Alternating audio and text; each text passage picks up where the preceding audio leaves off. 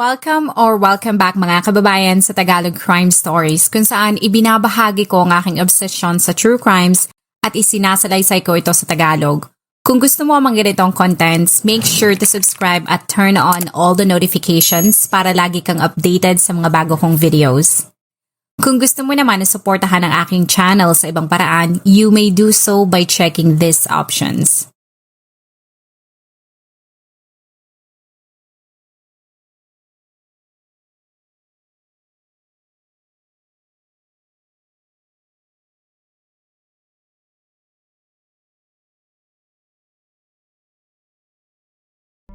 Sa mga nakaraang dekada, ang populasyon ng mga Filipino sa bansang Ireland ay pataas ng pataas. Ang kakulangan at hindi pagkakaroon ng sapat na mga trabahador sa iba't ibang sektor ang dahilan kung bakit binuksan at naging maluwag ang immigration ng kanilang bansa sa mga Filipino. Bagamat nagsimula sa pagre-recruit ng mga Filipinong profesional, halos lahat na ata ng trabaho ay maaari mong applyan dyan kung magtsatsaga ka lamang. Ang dalawa sa mga naunang Pinoy sa bansang iyon ay ang mag-asawang Teresita at Danilo Valdez. Ang mga ito ay kinasal sa Pilipinas at doon na rin naisilang ang kanilang panganay na anak na pinangalanan nilang Justin. Ang mga ito ay parehong may disenteng trabaho, pero ang pagkakaroon ng anak ang nagtulak sa kanila ng mga ibang bansa upang mabigyan ang bata ng mas maayos na buhay. Ngunit ang pagtatrabaho nila sa ibang lugar ay nangangahulugan lamang na kailangan nilang iwan ang kanilang anak. Kahit mahirap, ang mag-asawa ay nagkasundo na iwan sa nanay ni Teresita si Justin hanggang sa handa na silang kunin ito. Noong 2001, pagkalipas na mahigit isang araw na biyahe, ang dalawa ay dumating sa Ireland. Si Teresita ay naiulat na nagtrabaho bilang housekeeper habang si Danilo naman ay isang groundsman o tawag na isang hardinero sa Pilipinas. Sa loob ng ilang taon ay matyaga silang nagtrabaho.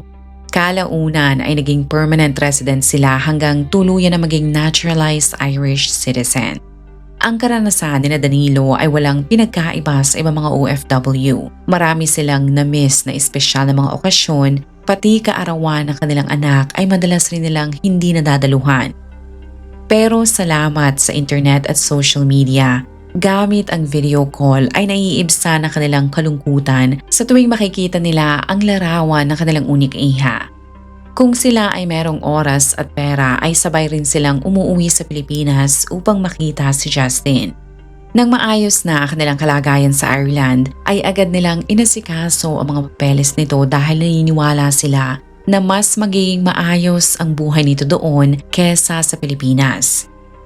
Sa report ay nakalagay na madalas sa mga anak ng OFW na nagkakaroon ng issue dahil sa kakulangan sa gabay ng kanilang magulang.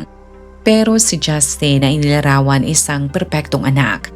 Ito ay mabait, puno ng mga pangarap, masunurin, magalang at higit sa lahat ay wala itong naging sama ng loob kina Danilo sapagkat klaro sa kanya na ang lahat ng ginagawang sakripisyo ng kanyang mga magulang ay para lamang naman din sa kanya. Sa video call ay madalas sabihin ng dalaga na kapag siya ay nakapagtapos na sa pag-aaral ay makakapahinga na sina Danilo sapagkat siya na ang magtatrabaho. Masaya rin itong ipinangako sa kanyang mga magulang na gagawa siya ng paraan upang makabili ng bahay sa Ireland. Ang mga salitang yan ay pinanghawakan ng dalawa at noong 2015 aprobahan na ang mga papeles ni Justin. Nang parehong taon na yun ay bumiyahe na ito patungong Ireland at sa larawan na ito ay makikita mo kung gaano kasaya sina Danilo. Ang mag-asawa ay hindi nagsayang ng oras at agad nilang inilimot ang 21 taong gulang na dalaga sa ilang mga tourist destination. Ang tatlo ay naiulat na pribadong nanirahan sa maliit at tahimik na lugar na Enniskerry na may layong mahigit kumulang na 1 oras mula sa Dublin. Araw-araw ay inalalayan ng mga ito si Justin para maging pamilyar sa lugar. Dinadala rin nila ito kung may okasyon sa Filipino community doon para hindi ito ma-homesick. Ang mga tao, lalo na yung kaanak ng mga Valdez ay masaya para sa mag-anak sapagkat mahigit 2 dekada rin ang inintay ng mag-asawa para sila ay magkasama-sama. Si Justin na gusto maging profesional at mabigyan ng magandang buhay ang kanyang mga magulang ay nagdesisyon na ipagpatuloy ang kanyang pag-aaral. Pero sa kadahilanan na ayaw niyang i-pressure ang mga ito sa gastos ay mas pinili niya ang mas mahaba pero flexible na pamumuhay. Ito ay nag-enroll sa Institute of Technology bilang part-time student at siya ay kumuha ng kursong accountancy. Wala na rin itong naging oras sa ibang bagay sapagkat hindi lamang isa kundi dalawa ang naging part-time job nito. Ang una ay bilang caregiver at ang pangalawa ay waitress sa isang cafe. Kaya ang typical nitong routine ay gumising, uminom ng kape, maghanda, sumakay ng bus patungo sa kanyang eskwelahan. Pagkatapos ng klase ay babiyahe naman ito na mahigit kumulang 20 minutos sakay ng bus patungong break kung saan ay papasukan niya ang kanyang trabaho bilang caregiver. Pagkalipas ng ilang oras ay babiyahe muli ito patungo naman sa cafe. Ang mga taong madalas na pagsilbihan ni Justin sa cafe ay inalarawan itong napaka-friendly. Lagi itong nakangiti at nakatawa.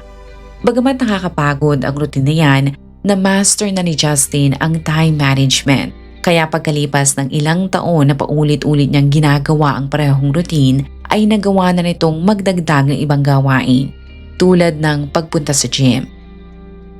Noong Sabado, May 19, 2018, ay walang pinagkaiba ang araw na yon. Ayon sa ulat, si Justin ay halos nasa labas ng kanilang bahay buong araw. Nang matapos ang shift nito sa cafe ay pumunta ito sa Bray Garda Station ng alas 2 ng hapon para asikasuhin ang kanyang residency permit. Pagkatapos ay dumiretso ito sa gym para mag-workout. Habang nag-eehersisyo ay nag-chat pa dito ang kanyang ina dahil nagpapabili ito ng tinapay. Nang mabili ang produkto ay dumiretso na ito sa bus stop para makauwi. Ngunit sumapit ang alas 5:30 ng hapon ay hindi pa rin ito dumarating sa kanilang bahay. Kahit nakakaramdam na ng pag-aalala, si Teresita ay taimtim na nanalangin na sana ay makauwi pa rin ito ng maayos. Ngunit silang mag-asawa ay hindi na mapakali at alam nila sa kanilang sarili na baka may nangyari ng masama dito sapagkat kilala nila si Justin at hindi ito basta-bastang magbabago ng plano na hindi nagpapaalam. Sinabi ni Teresita na laging nagre-reply ang kanyang anak, kaya sigurado siyang may nangyari ditong masama sapagkat ni isang reply ay wala siyang natatanggap. Kaya bandang alas 11 ng gabi ay dumulog na ang mga ito sa pinakamalapit na police station. Ang mga otoridad ay mabilis na nagbukas ng missing persons case. Ang ilan sa mga ito ay nagtanong-tanong sa bus station kung saan ito ay madalas na sumakay, habang ang iba naman ay sinuyod ang lugar na malapit sa bahay kung saan ang mga ito nakatira.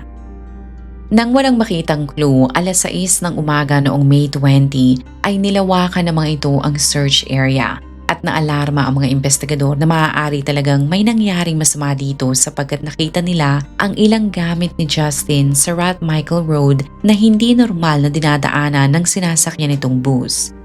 Ang cellphone nito ay basag at natagpuan din doon ang plastic bag na naglalaman ng tinapay na pinabili sa kanya ni Teresita. Ang mag-asawa ay hindi napigilan ang kanilang mga sarili na maging emosyonal nang malaman na nakita ang ilang mga personal nitong gamit, pero hindi si Justin. Ang mga otoridad ay nagkaroon ng press conference para humingi ng tulong sa publiko.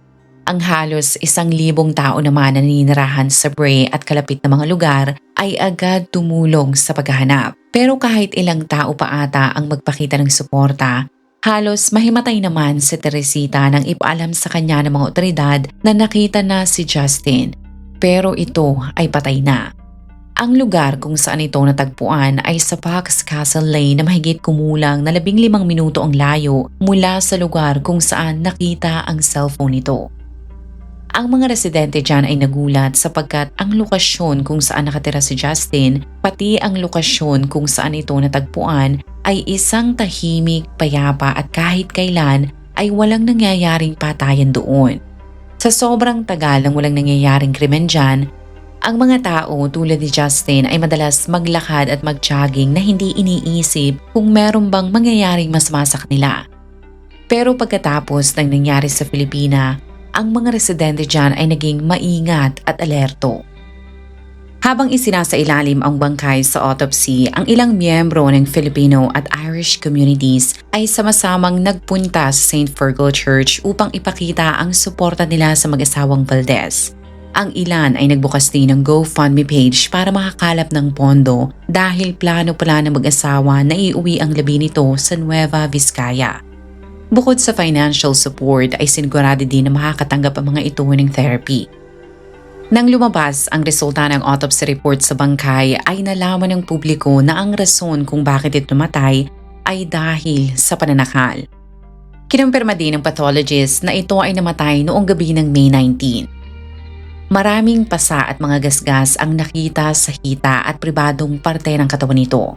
Ang eksperto ay sinabi na malungkot siya para sa mga magulang nito dahil hindi niya ma-imagine ang nararamdaman ni Danilo na mamatayan ng nag-iisa nilang anak. Pero ang mga kaanak ng biktima ay nagulat naman dahil sa toxicology report ay nakalagay na merong cocaine sa sistema nito. Kaya ang ilan ay hindi mapigilan na mapatanong na baka ang laging inilalarawan na good girl at perfect daughter na si Justin ay may inililihim na adiksyon sa kanyang mga magulang. Ang teorya na yan ay itinanggi ng mga magulang nito. Kaya para malaman kung ano ba talaga ang nangyari, minabuti ng mga otoridad na magsagawa ng inquest para magkaroon ng kasagutan sa misteryo ng pagkamatay nito. Sa dami ng security cameras, mga saksi na lumutang at salaysay mula mismo sa mga magulang ni Justin ay nagawang mapagtagpi-tagpi ng mga investigador ang nangyari dito noong May 19. Ayon kay Teresita ay huli niyang nakita ang anak ng 7:23 ng umaga sa kanilang bahay bago siya umalis para magtrabaho. Bandang 12:00 ng tanghali ay bumiyahe na ito patungong Bray at bago ang kanyang appointment sa immigration ng 2:00 ay namasyal muna ito. Mula sa Bray Garda Station ay dumiretso si Justin sa gym. Pagkalipas ng 1 oras ay pumunta naman ito sa Super Value kung saan ay binili nito ang tinapay kasama ang kaibigan ng kanyang nanay. Sa security footage ay nakumpirma din na nakasakay ito ng bus ng 5:40 ng hapon. At pagkalipas ng 20 minuto ay nakarating ito sa Enniskerry Village kung saan nakatayo ang kanilang bahay. Ayon sa mga eksperto, tinatayang 5 hanggang 10 minuto lamang ang kailangang lakarin ni Justin mula sa bus stop patungo sa kanilang bahay. Pero sa kung anumang dahilan ay hindi na ito nakarating. Wala silang nakitang kakaiba sa security footage sa loob ng bus. Kahit ang driver ay nagpatotoo rin na napakatahimik na kanilang biyahe noong gabi ng May 19. Hindi mariresolba ang kasong ito kung hindi sa tulong ng tip ng isang residente na tumawag sa 999. Sinabi nito na kailangan ng mga otoridad na tingnan ang itim na sasakyan. Nang maibigay nito ang plaka ay natuklasan ng mga investigador na ang nagmamay-ari ng kotse ay si Mark Hennessy na 40 taong gulang na Irish. Ang mga tao ay nalito. Ang iba ay agad naghinala na baka may lihim na relasyon ang dalawa. Pero nalito ang ilan sapagkat imposible na may relasyon ang dalawa dahil una ay meron palang boyfriend si Justin. Sa inquest ay na-interview si Joseph Squire na nagpakilalang nobyo ng biktima.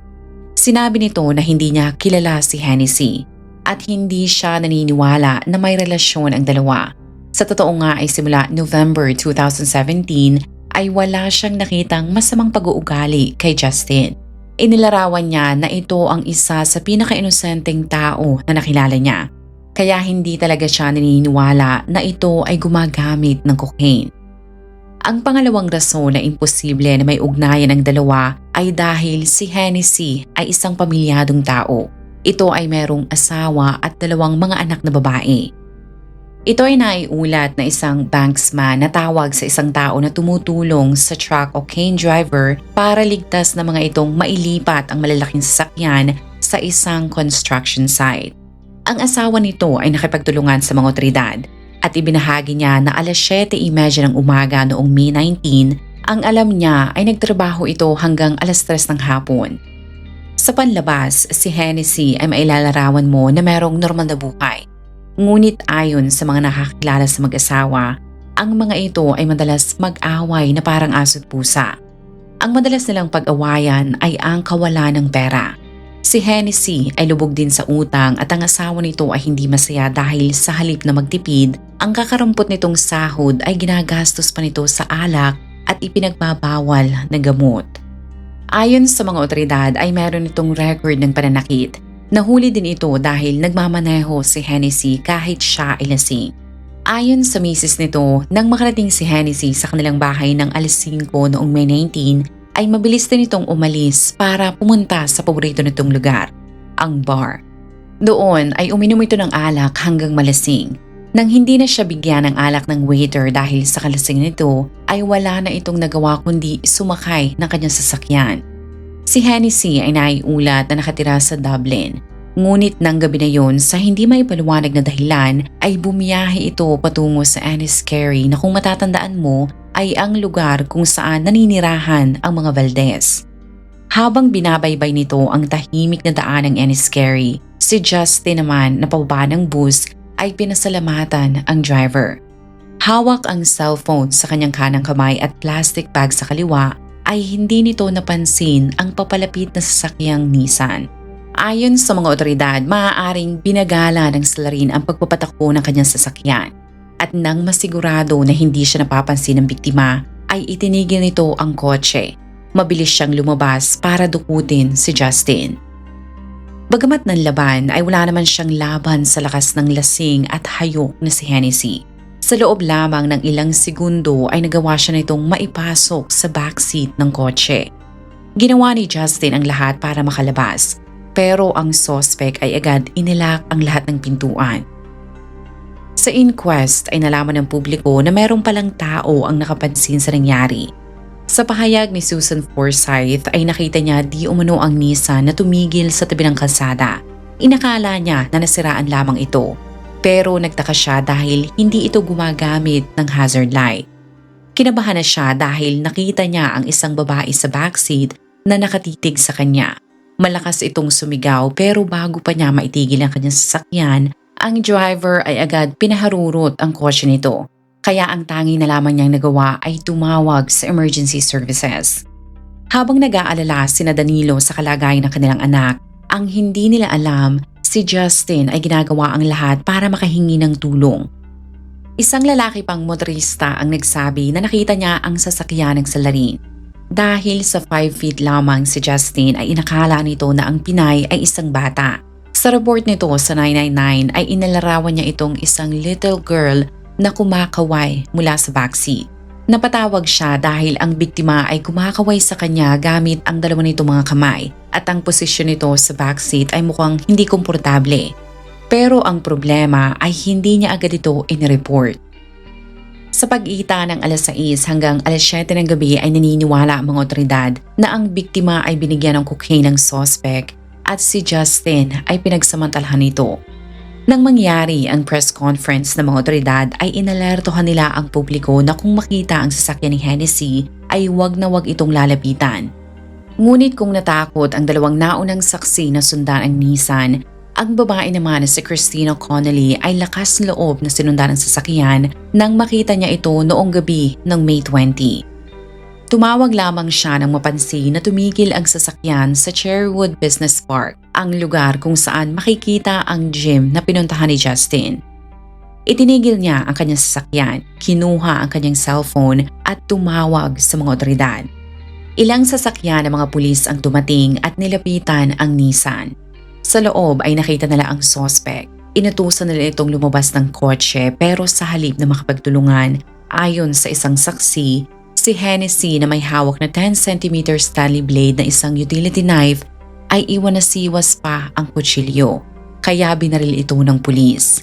Ang mga kamag-anak ng suspect na noon pala'y tumutulong din sa paghahanap ay umasa na mahuhuling buhay si Hennessy at matatagpuan na ligtas si Justin. Pero ang mga ito ay nalungkot nang marinig nila ang isang putok ng baril. Ayon sa ulat, ito ay tineklarang dead at the scene. Sa loob ng kotse ay nakita ng mga otoridad ang isang papel na duguan. Doon ay nakasulat ang salitang Pax Castle, kung saan natagpuan ang bangkay ng biktima.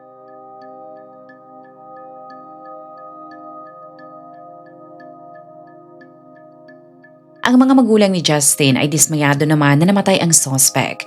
Para sa kanila, ang kamatayan nito ay nangangahulugan lamang na hinding-hindi na nila malalaman pa ang rason o mga dahilan nito kung bakit niya pinatay ang nag-iisa nilang anak. Ang mga otoridad ay naniniwala na ang krimen na nangyari ay random. Ibig sabihin, hindi planado ang pagtukod kay Justin. Para sa kanila, ang biktima ay minalas dahil ito ay nasa wrong place at the wrong time. Nang matapos ang inquest, malungkot na naiuwi ang labi ng biktima sa Pilipinas. Sa pagtutulungan rin ng napakaraming mga tao ay walang naging problema sina Danilo sa mga gastusin sa repatriation process.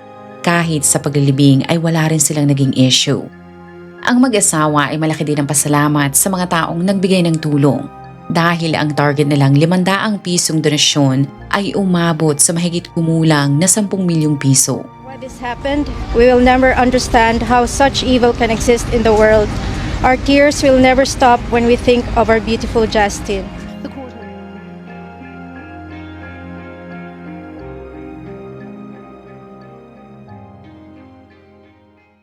Kung ikaw ay nakinig hanggang sa dulo ng video na ito, maraming salamat sa panonood sa episode na ito. Please consider leaving a comment or i-like ang video na ito. At kung may kaso ka na gusto mong i-cover ko, please let me know. Magandang araw sa iyo, kabayan.